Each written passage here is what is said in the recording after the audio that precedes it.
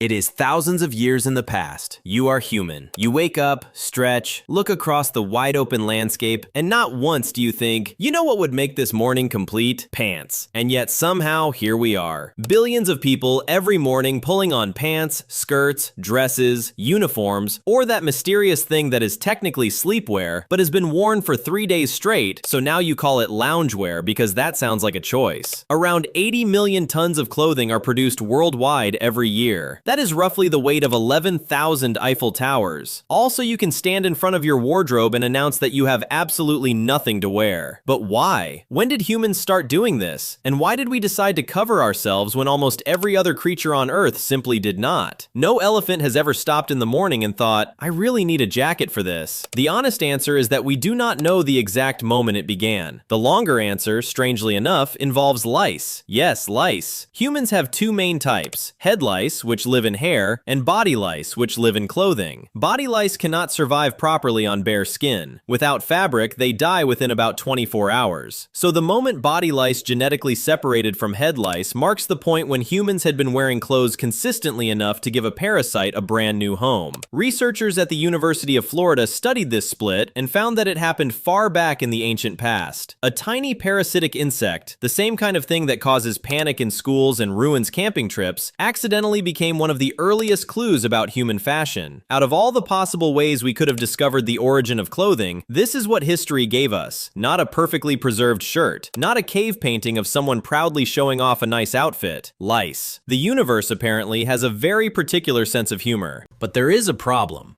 That genetic split seems to have happened long before humans moved into the coldest parts of the world. So warmth probably was not the original reason. Then what was? One strong theory is physical protection. Even a simple layer of untreated animal hide can reduce UV exposure by more than 90%. For a nearly hairless human spending long hours under direct sunlight, that is not a small advantage. It is the difference between being able to function and getting badly burned. The second theory is more fascinating: social signaling. There is evidence that our ancestors used ochre pigment to decorate their bodies long before the earliest evidence of clothing. The first major act of personal expression in human history may not have been building a tool or carving a statue. It may have been looking down at your own body and thinking, this could use more red. In some ways, we have not changed much. We simply replaced ochre with designer logos, which is basically the same idea, only much more expensive. Once you place a hide over your body, the next question appears almost automatically. Which hide? And what does it say about you? Is it from a powerful animal? Does wearing it make you look strong, dangerous, important, or special? Congratulations, you have just invented the first fashion industry. Archaeologists in Morocco found shell beads that had been pierced, dyed with ochre, and sewn onto garments thousands of years ago. Humans were accessorizing before agriculture and pottery became normal parts of life. That is dedication. But clothing did not only communicate status to other people, it also changed the way the wearer felt and thought. In 2012, researchers Adam and Galinsky at Northwestern University published a study on what they called enclothed cognition. In the study, participants wearing a coat they were told belonged to a doctor performed better on attention tests than participants who were told the exact same coat was a painter's smock. Same coat, same material, different meaning, different mental performance. A later study also found that people wearing formal clothing performed better on tasks involving abstract thinking. In other words, people literally thought differently because of what they were wearing. A warrior dressed in a predator's skin was not only sending a message to others, he was also preparing his own mind for courage. Clothing was not just decoration, it was a kind of cognitive technology. That may explain why ancient humans spent an almost unbelievable amount of time decorating garments that nobody outside their own group would ever see. One outfit from the Sungir burial site in Russia contained more than 3,000 individually carved ivory beads. Each bead may have taken about an hour to make. 3,000 hours on one outfit, roughly a year and a half of work. For clothing, now we need to talk about needles, because the needle may be one of the most underrated inventions in human history. Nobody has ever brought up the bone needle at a dinner party and become more popular because of it, but it may have saved more lives than fire. One of the oldest confirmed needles was found in a Siberian cave. It was made from hollow bird bone and polished with extraordinary precision. The eye of the needle is less than 1 millimeter wide. It was bored without a modern drill, without magnification, by firelight inside a cave during a glacial winter. That is not instinct, that is engineering, and it mattered. At minus 40 degrees, an unclothed human can lose consciousness